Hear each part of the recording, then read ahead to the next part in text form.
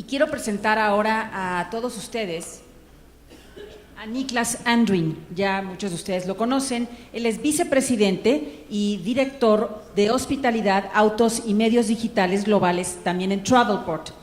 Niklas y su equipo tienen la responsabilidad global de la línea de negocio de hospitalidad de Travelport, que incluye distribución de hoteles, autos y medios digitales. Él gestiona pues un equipo muy grande a nivel mundial y tiene la tarea de brindar soluciones comerciales, líderes de la industria para hoteles y autos, así como capacidades de medios digitales para permitir que el turistas de viajes en todo el mundo. Su equipo está integrado, representa a las áreas de comercio, producto y tecnología, además de todas las funciones de apoyo. Vamos a darle un fuerte aplauso a Niklas, que nos acompaña esta mañana.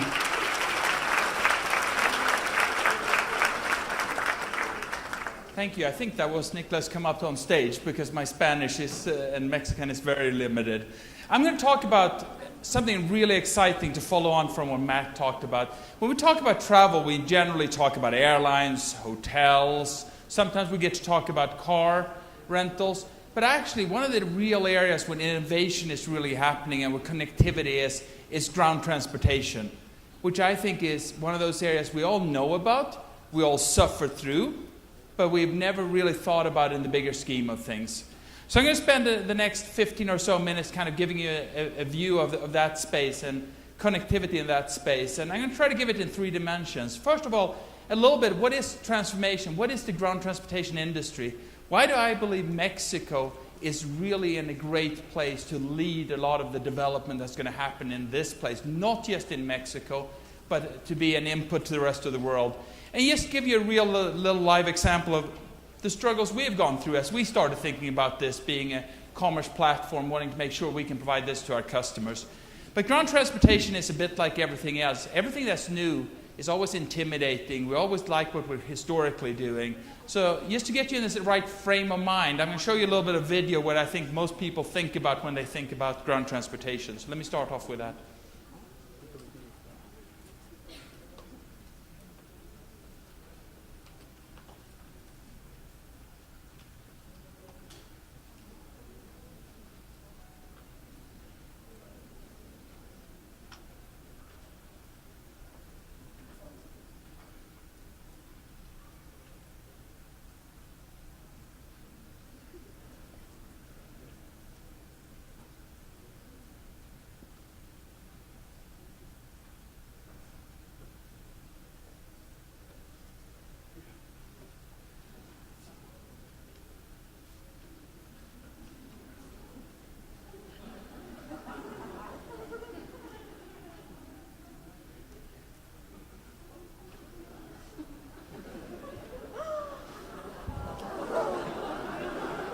It is that situation when you got to take the jump and you know it's going to be painful because you're going to be forced to do something very different from what you have. So hopefully if you can have that in the back of your mind as we go through the presentation.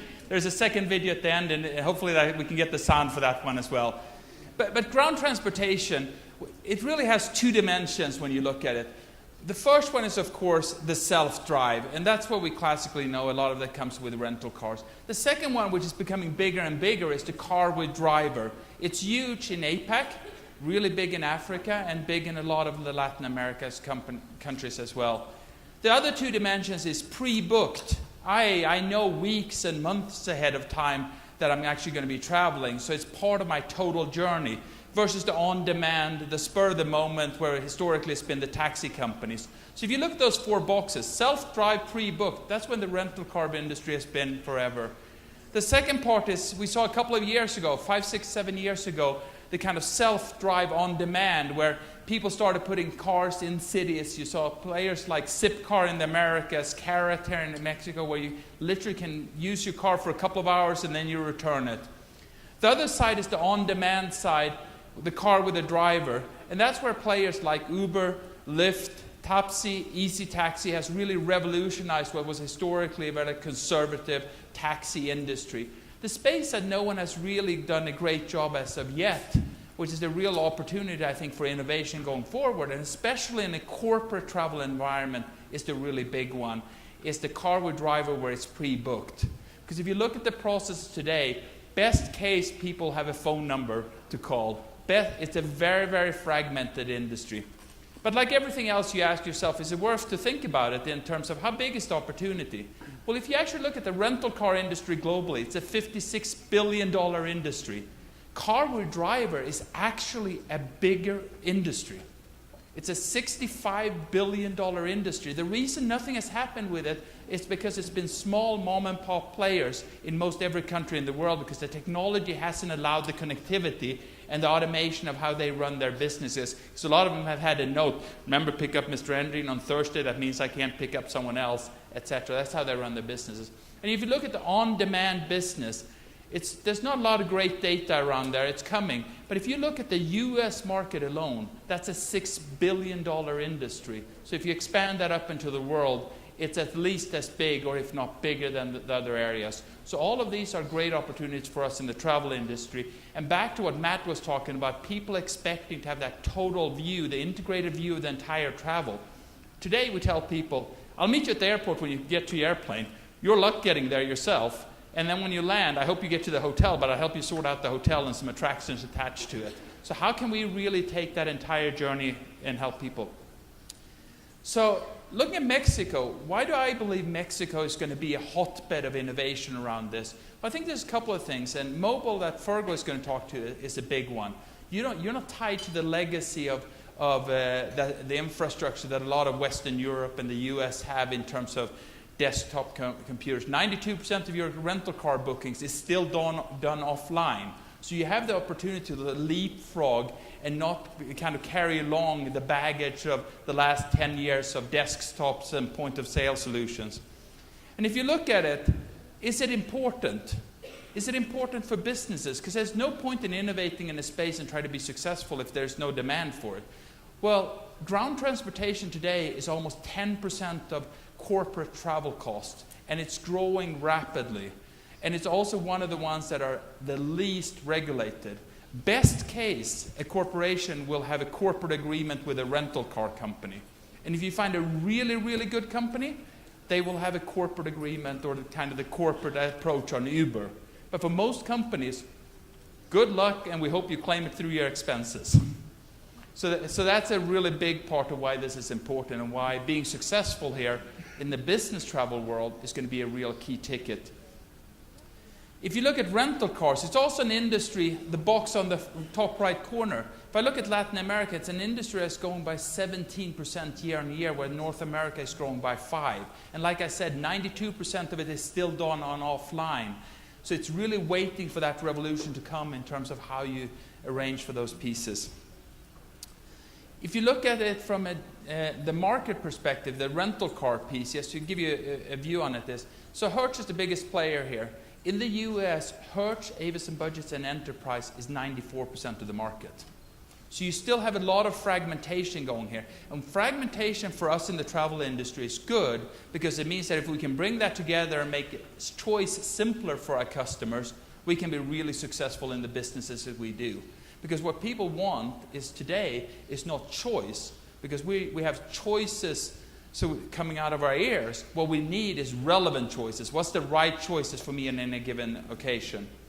And if you look at the on-demand piece of it that I talked about, Uber, and I heard last night, the Mexico City is now the single biggest market, if I got it correct, for Uber globally. Mexico as a country is the third biggest market after the US and China. There's 40,000 drivers here. You see mergers between players as Tapsi and Easy Taxi that now has 18 countries it's focusing on. So it's been a tremendous sense of innovation that's happened in this space in the last couple of years, driven by companies like Uber and Lyft, that has completely and fundamentally changed the way we travel. Today, you don't think about pre-booking a taxi, because you pick up your app when your meeting is finishing, or if you're on leisure, and you get your Uber, or you get your Lyft, etc. And it's posing that challenge for the taxi industry globally. And why are we here now? And why is there such an opportunity here and now to change ground transportation? Well, we've reached a stage of maturity from a technology perspective, from a connectivity perspective. We now have simple and scalable solutions in terms of connectivity. Most every company, even smaller one, can provide XML interfaces. We can screen scrape. We can do all of these things we couldn't do 10 years ago, where it was incredibly complex to do things. You've gotten the booking automation. Like I said, in the old days, it was all manual or best case in Excel spreadsheet. That doesn't work. You need the underlying systems to be automated. That's happening. The cost of smaller systems have gone down so much. So even if I'm running a small fragmented business, I can now put that automation in place, which is the basic starting point for being able to be successful in terms of the other distribution. The rental car industry, together with Zip cars and the drive myself but on when I need to, have really revolutionized the way cars are picked up. If you remember in the old days, you could get a rental car at the airport, you would stand in line to sign your contract, you would then show your driver's license, they would then ship you off to where you picked up your car, you would have to show your driver's license again, and when you returned your car, you hope to God you didn't forget the keys, because I've done that, and it's really expensive to FedEx the keys back to the car rental company. And you now see what's happening in terms of your mobile phone being able to open your lock. You don't have to show the mileage because all of those things are done. You can buy all the extra services online or as you arrive at the place and you realize you forgot the kid seats for the kids for the vacation. You also have a rate transparency. Because data now is more and more structured. In the old days it used to be best case buried in some sort of rate rule that you had to read. The data is available in structured data. So that's the second level of connectivity. Not just being able to connect someone, but actually having the data you need in the relevant format across all of these players. And you're seeing more and more around transparency, driven by individual countries like the UK that just passed a law around what's called CMA, which is what does the price have to be included so you can actually compare it. So it's become much easier. Locations. The fastest growing part in terms of all of 4 of these boxes is off-airport locations. So whether you're on a vacation, being able to pick up a car for a couple of hours to go and see one of the fantastic sites in Mexico, or whether you're a business traveler needing a car as an alternative, or if you want an Uber, is creating the capability for the whole ground transportation to be something fundamentally different than it's historically been. And you're also seeing suppliers realizing that no longer is people satisfied with just getting a car. They are now having to differentiate what you actually get so that they can sell their products the way they want. And the basis for that, as I said, is the structured data. So if you have the connectivity, you have the structured data, you can then start profiling your company and selling it exactly the way that they now sell on their supplier.com websites. And let's not forget the people we're selling to.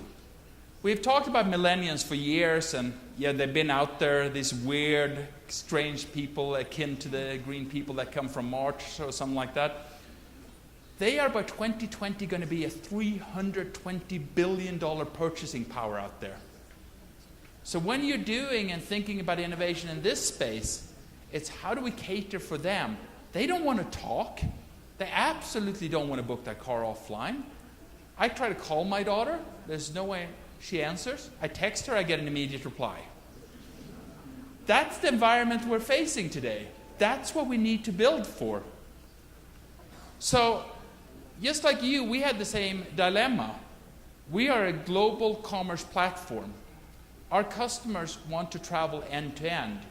We do a fantastic job connecting airlines, connecting hotels, connecting rental car companies, and our focus is the B2B, the pre-booked part of it when you know what you're doing rather than the spur of the moment on the street.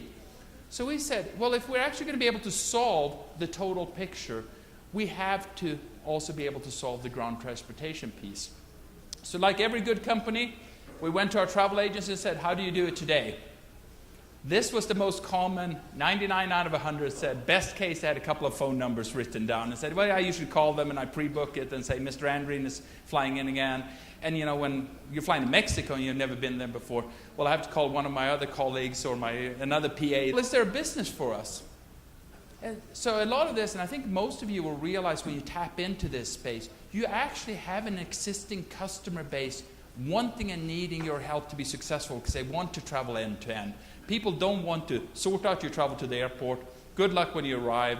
Hope you have a nice day in the hotel. Good luck getting back to the hotel, and we hope you get home once you land. They want to be able to go door to door, whether it's business or leisure travel. So when we looked at ourselves, we had over 500,000 bookings that the travel agencies we talked to said, we're already doing those bookings, but we hate every minute of it because it's so time-consuming and it's so difficult for us. So for us, we're literally in the process of now bringing out a product that actually allows that to be part of our stream. But the part, once again, back to the millenniums, we realized we can't do this as a standalone. It has to be part of the same ecosystem. We have to be able to hand off the app or the relationship somewhere else. We can't expect them to feed in their data again. So we've had to build this, make sure we in our ecosystem pull the information, the data we have about who they are, because the millennials want you to know them across all of the channels they interact with. So for us, the real challenge has been, how can we bring all that data up? And how can we make sure that we hand it off? So that when the plane is late, the guy picking you up knows that the plane is going to be late, and therefore he can arrive at a later time. So that's the journey we're on, and we're putting this both on our desktops in terms of SmartPoint, because that's what the travel industry and the travelers demand today, is not independent bits and pieces. They want an end-to-end solution. They might not want a packaged price, that's something different, but they want an end-to-end solution, and I think that's what we as the travel industry have to solve. And in doing that, I think the most important part is make sure you do listen to your customers, and make sure you understand how you take that data. And Matt talked a lot about being really good in a segment and making sure you really excel in that segment rather than trying to grasp it all. We're not trying to conquer all 4 of these boxes. We're not trying to be great in the car we drive or on demand and at the spur of a moment and pre-booked, etc. We've said we do a really good job. We're one of the world's leader in helping rental car companies distribute their products. Let's make sure we are in the other space of on or pre-booked, and then let the people that Uber, etc., that do a fantastic job on the on-demand piece grow their businesses. I will leave you with one last video so you can take that horror memory of needles being stuck into your body and jumping off, and show you a video about the importance of getting it right as you evolve your business. So thank you very much, and hopefully it's giving you some food for thought for an area we all need to innovate in, we all need to get right if we're going to continue to be successful with our travelers.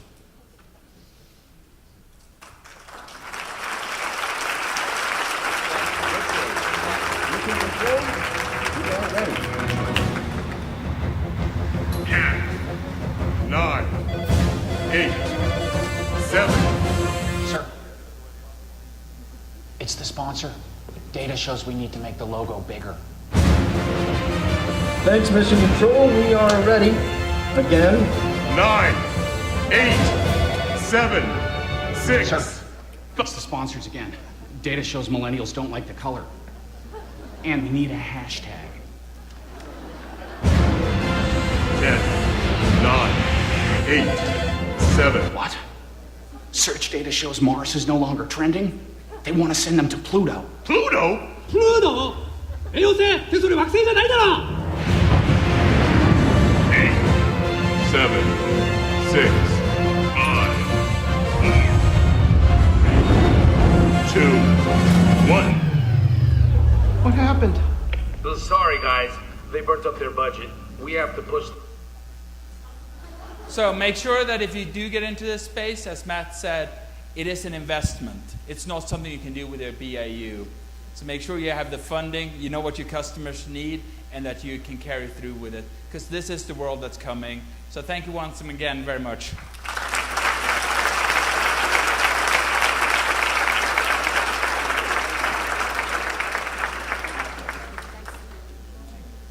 Gracias a Niklas, y le voy a pedir a continuación a Carlos Verdegué. Él es miembro del Consejo Consultivo del CNET, si es tan amable de acompañarnos a darle este reconocimiento a Niklas.